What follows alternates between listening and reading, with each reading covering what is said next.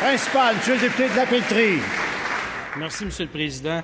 Décembre 2011, l'Assemblée nationale adopte à l'unanimité une loi qui donne la possibilité aux pharmaciens de poser certains actes qui permettent de régler certains problèmes de santé mineurs.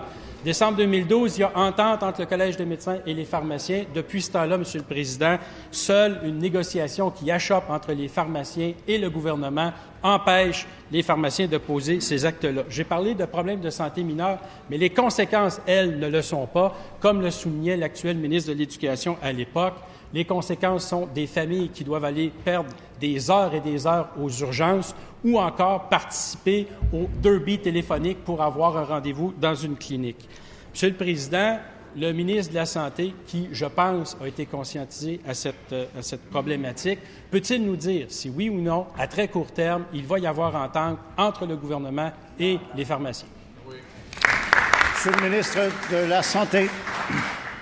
Bien, Monsieur le Président, je remercie le député de la Pelletrie de mettre ce sujet sur la table aujourd'hui. Alors, évidemment, c'est un sujet qui est important et je pense que le député de la Pelletrie a bien décrit le contexte, à savoir, évidemment, le fait que nous avons encore aujourd'hui des attentes dans nos listes, dans nos salles d'urgence et qu'effectivement, la loi 41 qui avait été mise de l'avant en passant par le Parti libéral, c'est nous qui avons mis ça sur la place. Et je rappellerai au député de la Pelletrie pour son information que dans ma vie antérieure, je l'avais appuyé.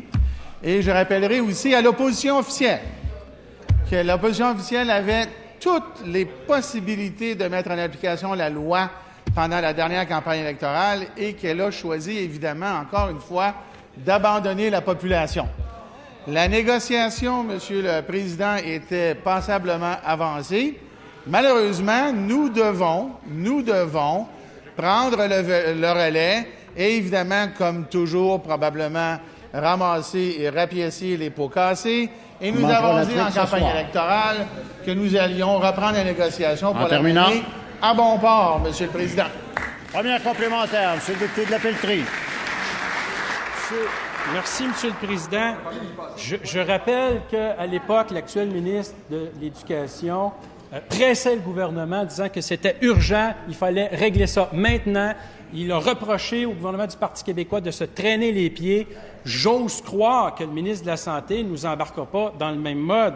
Et je veux juste rappeler, Monsieur le Président, que le 12 mars dernier, M. Tifo, qui est le président de l'Association des pharmaciens propriétaires, disait « On était proche d'une entente, on était pratiquement prêt à signer. » Monsieur le ministre de la Santé.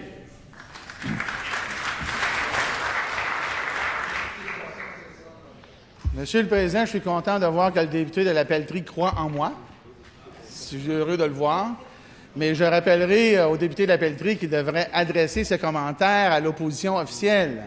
Encore une fois, la problématique que l'on voit dans ce dossier-là origine de l'opposition officielle qui, lorsqu'elle était au pouvoir, avait tout le loisir réglementaire et en négociation d'aller de l'avant avec une conclusion qui était favorable pour toutes les parties, particulièrement la population du Québec, mais l'opposition officielle a choisi de ne pas aller de l'avant.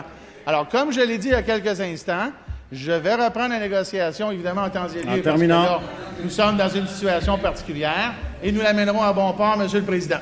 Deuxième complémentaire, Monsieur le député de la Pelletrie.